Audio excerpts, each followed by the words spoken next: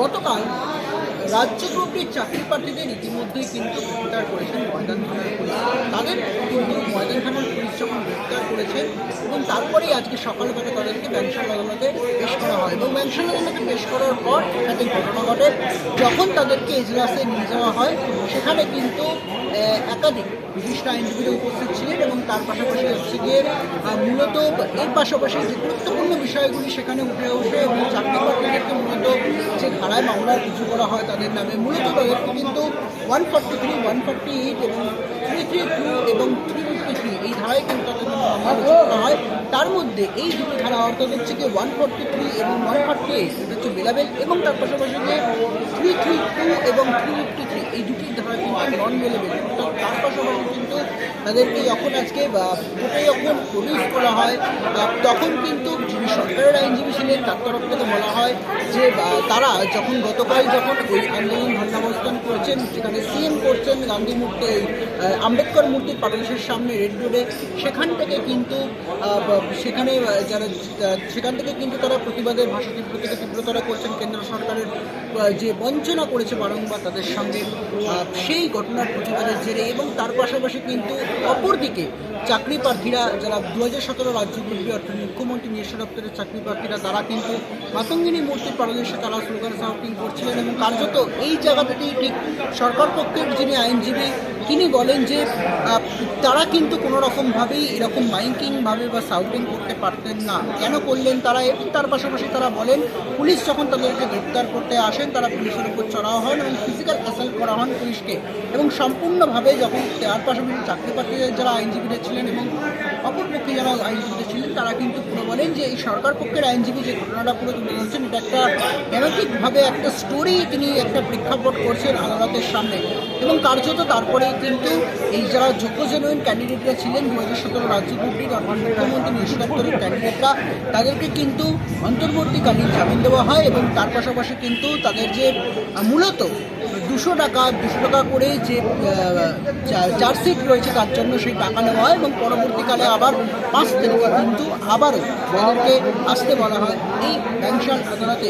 এখন এই তাদের যোগ্য চাকরি প্রার্থীদের যে মঞ্চ অর্থাৎ 2017 রাজ্যব্যাপী মুখ্যমন্ত্রী নিঃস্ব দপ্তরের যোগ্য জেনুইন ক্যান্ডিডেটরা তারা বলছেন এরকমভাবে কোনো রকমভাবেই তাদেরকে কিন্তু আটকে রাখা যাবে না, বরঞ্চ এই যে তাদেরকে আটকে রাখবেন এর পরবর্তীকালে কিন্তু কার্যত তারা আরও তাদের প্রতিবাদের ভাষা তীব্র থেকে তীব্রতর করবেন এবং এই ঘটনাকে সামনে রেখেই তারা কিন্তু আগামী দিনে আরও বৃহত্তর কর্মসূচির দিকে এগিয়ে যাবেন এবং কার্যত রাজ্যব্যাপী মঞ্চের যিনি সর্বোচ্চ নেতৃত্ব আশিস কামরাই থেকে শুরু করে এবং তার পাশাপাশি অন্যান্য যারা যোগ্য জেনুইন ক্যান্ডিডেটের চাকরি প্রার্থীরা যারা রয়েছেন তারা বলছেন যে মূলত তাদেরকে কোনো রকমভাবেই যেমন আটকে রাখা যাবে না এই ঘটনাকে সামনে রেখেই যে বৃহত্তর তারা কর্মসূচি করবেন এবং তার পাশাপাশি কিন্তু আরও মাতঙ্গিনী মূর্তির পাদদেশে তাদের প্রতিবাদের ভাষা তীব্র থেকে তীব্রতর করবেন এবং তারা এখনও বিশ্বাস রাখেন যে তাদের এই প্রতিবাদ বা আন্দোলনের ভাষা তীব্র থেকে তীব্রতর করাকালীনই তাদের এই বার্তা হয়তো নবান্নে পৌঁছে যাবে এবং নবান্নে পৌঁছানোর পর কার্যত হয়তো রাজ্যের মুখ্যমন্ত্রী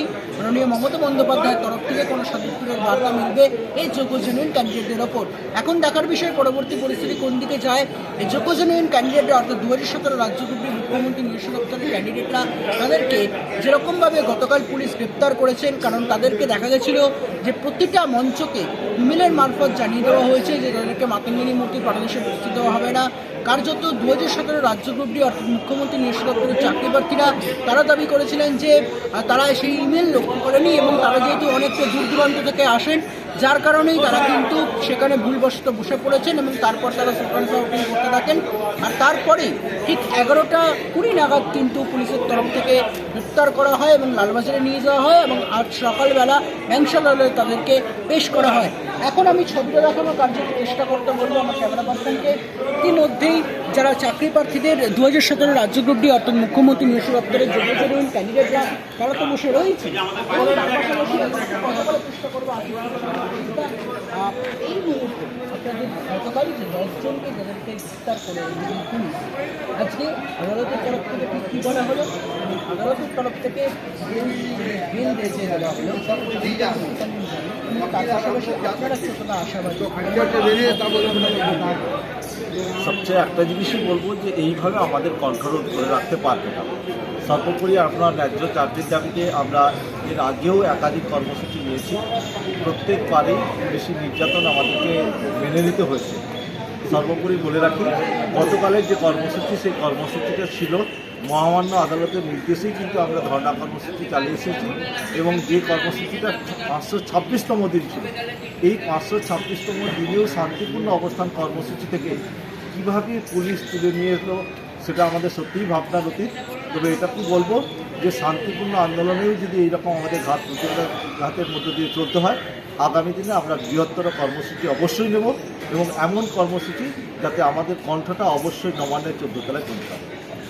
অর্থাৎ বলছেন যে আগামী দিনে তারা আন্দোলনের ভাষা আরও কার্যত তীব্র থেকে তীব্রতর করবেন। এবং আমি আরেকটা প্রশ্ন রাখবো, যে যে দর্শকের যে আজকে অন্তর্বর্তীকালীন ধর্মের আবেদন সরকার পক্ষের যিনি আইনজীবী ছিলেন থেকে বলা হলো নাকি পুলিশের ওপর চড়া হয়েছিলেন, যোগ্যজনহীন ক্যান্ডিডেটরা পুলিশকে অ্যাসাল্ট করেছেন, সেটা কীভাবে দেখছেন? আদালতে কি সত্যি হয়েছে? সর্বোপরি একটা বলে রাখি, প্রত্যেকেরই যে সমস্ত কর্মপ্রার্থী ছিল একদম গ্রাম্য পরিবারের, অসহায় পরিবারের, তাদের কোনোদিনই এই সাহস আসেনি তারা পুলিশের ওপরে বলপূর্বক কোনো আঘাত হানবে। এটা সর্বৈব মিথ্যা, এবং বিচারপতিও উনি বুঝতে পেরেছেন যে কখনোই একটা মেধাবী ছাত্র যারা ন্যায্য চাকরির দাবিতে শান্তিপূর্ণভাবে 526তম দিন কর্মসূচি নিচ্ছে, তারা পুলিশের উপর অহেতুক কোনো আঘাত হানবে, এটা ভাবনার অতীত। এবং আমরাও কোনোদিন ভাবতে পারিনি যে একজন সরকারি আধিকারিকের প্রতি আমরা কোনো প্রতিঘাত করব। সবসময় পুলিশের দ্বারা আমরাই নির্যাতিত হয়েছি, এবং সেটা মহামান্য বিচারপতিও উনি উপলব্ধি করেছেন, এবং আমরা এই জয়ে ভীষণ আনন্দিত এবং পরিবারের সত্যিই খুব খুশি। কতটা এই দর্শনটা আবার ফিরে পেলেন মঞ্চে, তাদেরকে শুনছিলাম আপনার মুখ থেকে গোলাপ দিয়ে তাদেরকে আবার মঞ্চে গ্রহণ করে নিতে পারবেন, কতটা খুশি লাগবে? ভীষণ খুশি। এইভাবেই আমরা জয়ের মুহূর্তগুলো ধরে রাখতে চাই। আগামী দিনে এইভাবেই আমরা প্রত্যেকে অনুপ্রাণিত হয়ে যাতে আবার ঐক্যবদ্ধ হয়ে আবার বিভিন্ন কর্মসূচিতে আমরা সামিল হতে পারি এবং জোটবদ্ধভাবে, সেই জন্যই আমরা তাদেরকে সাদরে গ্রহণ করব, এবং আগামী দিনে তাদের রক্তিম অভিনন্দন জানিয়ে আমরা নতুন পথে আবার নতুন আন্দোলন অর্থাৎ নতুন পথে নতুনভাবে আন্দোলন করবেন। 2017 রাজ্যমন্ত্রী অর্থাৎ মুখ্যমন্ত্রী নিশ্চিত দপ্তরের যোগ্যজনহীন ক্যান্ডিডেটরা তারা তাদের এখানেই কোনো প্রতিবাদের ভাষা থামাবেন না, বরঞ্চ এই ঘটনাকে সামনে রেখে যারা 10 জন রয়েছেন তাদেরকে মঞ্চে আবারও বরণ করে নেবেন গোলাপ ফুলের মাধ্যমে। এবং কার্যত আর মাত্র কিছুক্ষণ সময়ের অপেক্ষা, তার পাশাপাশি আর মাত্র কিছুক্ষণ সময়ের অপেক্ষা, তারপরেই কিন্তু যোগ্যজনহীন ক্যান্ডিডেটরা তারা কিন্তু বেরিয়ে আসবেন, এবং ইতিমধ্যেই তাদেরকে কিন্তু অন্তর্বর্তীকালীন জামিন আবেদন দেওয়া হলো আদালতের তরফ থেকে। সম্পর্ক আন্দোলন করতে পারে না, একদমই নয়। প্রথম কথা হচ্ছে, যদি ভীত সন্তুষ্ট হতাম তাহলে আমরা এই প্রথম মাতঙ্গিনী হাজরা মূর্তির পাদদেশে আমরা যেভাবে শিডিউল মেনে 525তম দিন ধর্ণা কর্মসূচির মধ্য দিয়ে আমাদের যন্ত্রণার বার্তা তুলে ধরে আসছি, তাহলে কিন্তু আমরা গতকাল যেতাম না। কারণ আমরা সর্বোপরি পুলিশ প্রশাসনের উপর তো নির্ভরশীল নয়, কারণ অতীতেও আমরা একাধিক কলকাতায় রাজপথে যে কোনো কর্মসূচিতে আমরা পুলিশের অনুমতি চেয়েছিলাম, সেখানে পুলিশ কোনোদিন সহযোগিতা করেনি। তাই মহামান্য আদালতের নির্দেশেই আমরা যেহেতু মাতঙ্গিনী হাজরার মূর্তির পাদদেশে ধর্ণা কর্মসূচি চালিয়ে আসছি, সেই হিসাবে গতকালও এসেছিলাম, কিন্তু পুলিশ প্রশাসন সম্পূর্ণ অসহযোগিতা করে এক প্রকার বলপূর্বক এরকম আমাদের কর্মপ্রার্থীদের ওপর একটা পুলিশি নির্যাতনও করেছে, এবং তাদেরকে গ্রেপ্তার করে আজকে এরকম ব্যবসার কোর্ট থেকে আমাদেরকে বেলবর নিতে হবে। এটা আমাদের কথা বলুন, মানে যেখানে মুখ্যমন্ত্রী মমতা বন্দ্যোপাধ্যায় সভা করতে পারছে, আপনাকে পারমিশন করা ছিল, তারপরেও বাধা দেওয়া হলো, কী বলবেন? এটাই দুর্ভাগ্য যে যেখানে মাননীয় মুখ্যমন্ত্রী তিনি কেন্দ্রের মন্ত্রণার দাবিতে বর্তমান প্রশাসনিক প্রধান হিসাবে তিনি এখানে ধর্ণা কর্মসূচি করছেন, অথচ আমরা বঞ্চিত কর্মপ্রার্থী যারা দীর্ঘদিন তাদের ন্যায্য চাকরির দাবি নিয়ে কলকাতার রাজপথে দিনের পর দিন এইরকমভাবে আমরা অসহায়ভাবে দিন কাটাচ্ছি, আমরা বুঝে উঠতে পারছি না সেক্ষেত্রে প্রশাসনিক প্রধান হিসাবে ওনার দায়ভারটা কীভাবে এড়িয়ে যাচ্ছেন। উনি কেন্দ্রের মর্যাদার প্রতিবাদে এখানে করছেন, অথচ সেই রাজ্যের যোগ্য ছেলেমেয়েরা সেই রাজপথে বসে তার থেকে 100 মিটার হয়তো দূরত্বে আমরা ধর্ণা কর্মসূচি চালিয়ে যাচ্ছি। কোথাও যেন একটা মানবিক অভাব বোধ করছি, যে আজ পর্যন্ত আমরা আশাও করেছিলাম যে ওনার কাছ থেকে হয়তো একটা মানবিক বার্তা পাবো, কিন্তু সেটা দুর্ভাগ্য। আমাদের ক্ষেত্রে মনে হয় সেই জিনিসটা কবে আসবে আমরা জানি না। আপনাদের যাদেরকে অ্যারেস্ট করা হয়েছে তাদেরকে কী ধারায় মামলা দেওয়া হয়েছে? প্রশাসনিক স্তর থেকে যেটুকু খোঁজ নিয়েছি যে কেস নাম্বার 6 ধারায় দেওয়া হয়েছে, তারপরে বিস্তারিত পরে জানা যাবে। তবে আমরা সবসময়ই চাই যাতে বঞ্চিত কর্মপ্রার্থীরা তারা শান্তিভাবে অন্তত বাড়িতে অন্তত ফিরতে পারে। এটা অস্বীকার করার কিছু নেই এইভাবে আমাদেরকে দমানো যাবে না। আগামী দিনে আমরা বুক চিতিয়ে কলকাতা রাজপথে ন্যায্য দাবির পক্ষে লড়াই চালাবো। আশিস খামরুই, রাজ্য বিরোধী। স্যার, প্রথম প্রশ্ন হচ্ছে যে আজকে পলিটিক্যাল কেস এই কারণেই বলা হলো যে এরা আনএমপ্লয়েড। আপনারা নিশ্চয়ই জানেন যে শিক্ষা ক্ষেত্রে যে গ্রুপ ডি স্টাফ, সেখানে 6,000 ভ্যাকেন্সি ছিল, সেখানে 18,000 হলো, পরীক্ষা হলো, তাতে 5,400 লিস্টেড হলো এবং ব্যালেন্স যেটা তাদের কিন্তু লিস্ট করা হলো না, কিছুই হয়নি। সেটার বেসিসে ওরা আন্দোলন করছিল এবং সেই আন্দোলনটা হাইকোর্টে honourable high court justice honourable Shampa Sarkar উনি যে গাইডলাইন দিয়েছে সেই গাইডলাইন অনুযায়ী কিন্তু এখানে ডেমনস্ট্রেশনটা হচ্ছিল শান্তিপূর্ণভাবে। হঠাৎ 500 দিন ধরে ওরা ডেমনস্ট্রেশন করছে। হঠাৎ কি হলো, গতকাল তাদেরকে অ্যারেস্ট করা হলো। তাহলে এই 10 জন, আমি দেখেছি গতকাল মমতা ব্যানার্জির একটা ধর্না ছিল রেড রোডে, সেই রেড রোডে আমি দেখেছি কয়েক হাজার লোক ছিল। সেখানে এই 10 জন কী অন্যায় করলো এবং পুলিশ একটা কনকক্টেড একটা স্টোরি, একটা গল্প বানিয়ে তাদেরকে অ্যারেস্ট করলো। যার জন্যই আমি বলেছি যে এটা পলিটিক্যাল একটা তকমা ইস্যু দিয়ে এদেরকে অ্যারেস্ট করা। কিন্তু এদিকে সরকার পক্ষের যিনি আইনজীবী ছিলেন তার তরফ থেকে বলা হলো চাকরি প্রার্থীরা পুলিশের উপর আক্রমণ করেছেন এবং ফিজিক্যাল অ্যাসাল্ট পর্যন্ত করেছেন। এটা তো সম্পূর্ণ মিথ্যে, এটা তো বলাই হয়েছে। এবং লানেট সিএমএম যে অর্ডারটা করেছেন সেখানে কিন্তু পুলিশের ব্যর্থতা। কী ব্যর্থতা? একটা ঘটনা ঘটার পরে তাদের তো ইনভেস্টিগেট করা দরকার। কর্টিয়ান কমপ্লাই করেনি, 24 ঘন্টার মধ্যে অ্যারেস্ট মানে কোর্টে প্রডিউস করতে হয়, সেটাও করেনি। এই যে ভায়োলেশন, এই ভায়োলেশন তো লানেট কোর্ট অর্ডারের মাধ্যমেই অর্ডারে লিখেছে। তো এটাই যে সরকারি উকিল অনেক কিছুই বলবেন। পুলিশ নিজের মতো করে কেসটাকে সাজিয়ে নিয়েছে, নিজের মতো করে সাজিয়েছে, নিজের মতো করে প্রোডাকশন করেছে। না আইপিসি, না সিআরপিসি, না হাইকোর্ট, কোনো অর্ডারই পুলিশ এখন মানছে না। দিদি যেটা বলছে সেটার শুনেই পুলিশ চলে যাচ্ছে। এখন অল ইন অল হচ্ছে মমতা ব্যানার্জি। শেষ প্রশ্ন সেটা হচ্ছে গিয়ে সর্বোপরি শেষে আদালতের তরফ থেকে কী নির্দেশ দেওয়া হলো? আদালতের তরফ থেকে নির্দেশ দিয়েছে, একটা ইন্টারিম বেল দিয়েছে এবং কবে 2/5 ওদেরকে আবার আদালতে ডেকেছে। ইন্টারিম বেল এটা কনফার্ম বেল করেনি, এটাই হলো আদালতের। আরেকটা বলেছে এরা কোনো অ্যাকিউজড নয়, ক্রিমিনাল অ্যাকিউজড নয়, এরা অনলি ফর ডেমনস্ট্রেশনের জন্যই বসেছে। সেটা কিন্তু অর্ডারে লেখা আছে, অর্ডারেই রিফ্লেক্ট করে দিয়েছে। আপনার নামটা? আমার নাম প্রশান্ত কুমার বাগচি, লতা সাহা, উনি ব্যাংশাল কোর্ট কংগ্রেস লিগাল সেলের সেক্রেটারি। আচ্ছা, ওকে, থ্যাংক ইউ। স্যার, প্রথম প্রশ্ন হচ্ছে যে আজকে পলিটিক্যাল কেস এই কারণেই বলা হলো যে এরা আনএমপ্লয়েড। আপনারা নিশ্চয়ই জানেন যে শিক্ষা ক্ষেত্রে যে গ্রুপ ডি স্টাফ, সেখানে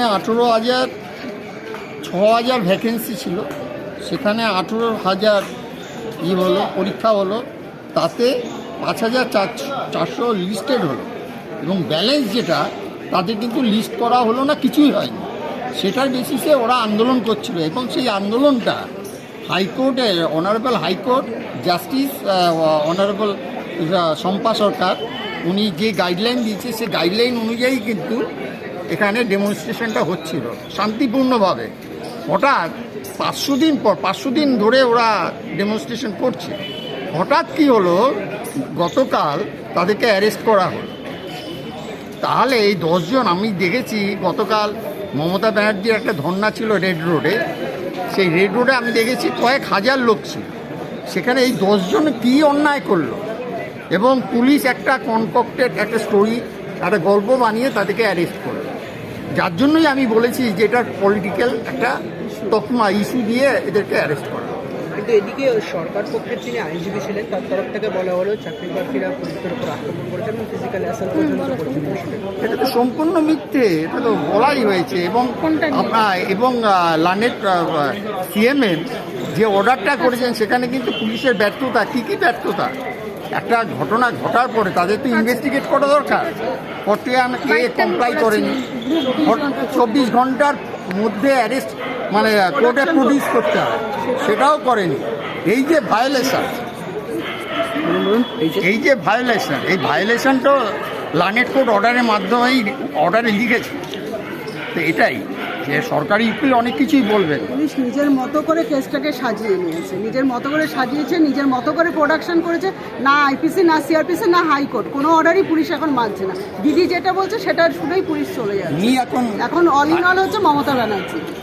শেষ প্রশ্ন, সেটা হচ্ছে গিয়ে সর্বোপরি শেষে আদালতের তরফ থেকে কি নির্দেশ দেওয়া হলো? আদালতের তরফ থেকে নির্দেশ দিয়েছে, একটা ইন্টারিম বেল দিয়েছে এবং কবে 2/5 ওদেরকে আবার আদালতে ডেকেছে। ইন্টারিম বেল এটা কনফার্ম বেল করেন, এটাই হলো আদালতের। ঠিক গতকাল সকাল 11:20 নাগাদ ময়দান থানার পুলিশের তরফ থেকে তাদেরকে গ্রেপ্তার করে নেওয়া হয় বা আটক করে নেওয়া হয়। তারপর কার্যত তাদেরকে লালবাজারের উদ্দেশ্যে নিয়ে যাওয়া হয়। লালবাজারের উদ্দেশ্যে নিয়ে যাওয়ার পর রাতের বেলা তাদেরকে মেডিকেল করানোর পর আজ সকালবেলায় ঠিক 12:10 নাগাদ তাদেরকে আজকে ব্যাংশাল আদালতে পেশ করা হয়। ব্যাংশাল আদালতে চাকরি প্রার্থীদের আইনজীবীর তরফ থেকে উপস্থিত ছিলেন পিকে বাগচি এবং সরকার পক্ষের আইনজীবীও ছিলেন। সরকার পক্ষের আইনজীবীর তরফ থেকে পাল্টা সেখানে বলা হয় যে এই যোগ্য জেনুইন ক্যান্ডিডেটরা যারা 2017 রাজ্য গ্রুপ ডি অর্থাৎ মুখ্যমন্ত্রীর নিজস্ব দপ্তরের চাকরি প্রার্থী যারা, তারা হাইকোর্টের নির্দেশ অমান্য করেই তারা সেখানে মাইক শাউটিং করছিলেন এবং কার্যত পুলিশ যখন তাদেরকে আটক করতে আসেন পুলিশের ওপর কার্যত তারা চড়াও হয়। চড়াও হওয়ার পর পুলিশ সেখানে ফিজিক্যাল অ্যাসল্ট হন তাদের দ্বারা এবং কার্যত তারপরেই তাদের বিরুদ্ধে মামলা রুজু করা হয় 143, 148, 332 এবং 353 ধারাতে। এই দুটি ধারার মধ্যে অর্থাৎ 143 এবং 148 মূলত হচ্ছে গিয়ে বেলেবল সেকশন এবং 332 এবং 353-তে নন বেলেবল সেকশনের মামলা রুজু করা হয় তাদের বিরুদ্ধে এবং কার্যত তারপর চাকরি প্রার্থীদের যিনি আইনজীবী ছিলেন অর্থাৎ হচ্ছে গিয়ে পিকে বাগচি, তার তরফ থেকে বলা হয় এই যোগ্য জেনুইন ক্যান্ডিডেটরা যারা দীর্ঘদিন ধরে বসে রয়েছেন, 526তম দিন ধরে যারা বসে রয়েছেন, তারা কিভাবে রাজ্য সরকারের ওপর আক্রমণ করবেন এবং তার পাশাপাশি সর্বোপরি একটা প্রশ্ন তুলে দেন যে যারা পুলিশ কর্মীরা ছিলেন, যারা ময়দান থানার পিএস যেখানে উপস্থিত ছিলেন, এরা তো এখনও চাকরিই পাননি। এদের মুখ দেখে মনে হচ্ছে না এরা কোনো রকমভাবে পুলিশের ওপর আক্রমণ করতে পারে। এটা সম্পূর্ণভাবে একটা মিথ্যে গল্পকে সাজিয়ে আদালতের সামনে তুলে ধরা হচ্ছে। চাকরি প্রার্থীদের আইনজীবী পিকে বাগচি এই কথা বলেন সরকার পক্ষের আইনজীবীকে। আর তারপরই পাল্টা কিন্তু ইতিমধ্যেই যারা চাকরি প্রার্থীরা ছিলেন অর্থাৎ 2017 রাজ্য গ্রুপ ডি মুখ্যমন্ত্রীর নিজস্ব দপ্তরের চাকরি প্রার্থী যারা, তাদেরকে ইতিমধ্যেই কিন্তু জামিন দিয়ে দেওয়া হয় এবং কার্যত হচ্ছে অন্তর্বর্তীকালীন জামিন দেওয়া হয় এবং একজনকে তাকে ব্যক্তিগত বন্ডে অর্থাৎ 200 টাকার বিনিময়ে তাকে কিন্তু জামিন দেওয়া হয় এবং পরবর্তীকালে 5 তারিখে ফের ব্যাংশাল আদালতে তাদেরকে উপস্থিত থাকার কথা নির্দেশ দিয়েছেন ব্যাংশাল আদালতের তরফ থেকে ব্যাংশাল আদালতের বিচারক। এবং কার্যত এর পাশাপাশি বলে রাখা ভালো, যখন চাকরি প্রার্থীরা ব্যাংশাল আদালত থেকে বেরিয়ে এলেন, তাদের এই 2017 রাজ্য গ্রুপ ডি অর্থাৎ মুখ্যমন্ত্রীর নিজস্ব দপ্তরের চাকরি প্রার্থীদের যিনি সর্বোচ্চ নেতৃত্ব রয়েছেন আশিস খামরাই, তাদের প্রত্যেককে গোলাপ ফুল দিয়ে বরণ করেন এবং মঞ্চে স্বাগত জানালেন। সোমবার থেকে কার্যত আবার জেকে ছন্দে ফিরবে এই 2017 রাজ্য গ্রুপ ডি অর্থাৎ মুখ্যমন্ত্রীর নিজস্ব দপ্তরের চাকরি প্রার্থীদের মঞ্চ। কোনো অংশে তারা প্রস্তুত হতে রাজি আছেন বারংবার জেলে যাওয়ার জন্য, কিন্তু কোনো অংশে কার্যত তাদের প্রতিবাদের ভাষা 1 ইঞ্চিও তারা কম করবেন না। বরঞ্চ এই ঘটনার পরিপ্রেক্ষিতে আগামী দিনে আরও বুকে বুক চিতিয়ে তারা মুখ্যমন্ত্রী নিজস্ব দপ্তরের ক্যান্ডিডেটদের 10 জন চাকরি প্রার্থীর দল ক্যান্ডিডেট যারা, তারা কিন্তু আপনারা সবই বুঝছেন,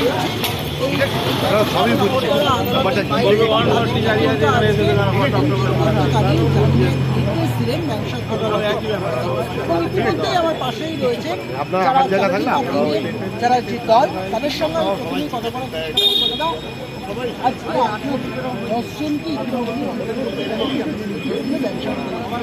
কি করবেন, পরবর্তী কর্মসূচি কি রয়েছে, সরাসরি রাজ্যের মুখ্যমন্ত্রী মমতা বন্দ্যোপাধ্যায় কি পাবেন?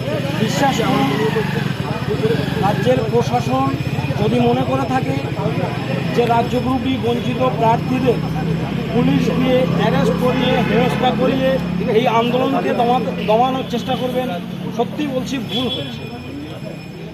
আমরা আমাদের যোগ্য চাকরি ফিরে পেতে, চুরি যাওয়া চাকরি ফিরে পেতে এরকম অ্যারেস্ট আরও কয়েকবার হতে পারি, ঠিক আছে? সেই সঙ্গে সঙ্গে মাননীয় মুখ্যমন্ত্রীকে এটাও জানাচ্ছি, আপনি কেন্দ্রের বঞ্চনা নিয়ে রাজ্যের বকেয়া দাবি আদায়ের জন্য ধর্ণা মঞ্চে বসেছেন, আপনাকে আমরা সাধুবাদ জানাই।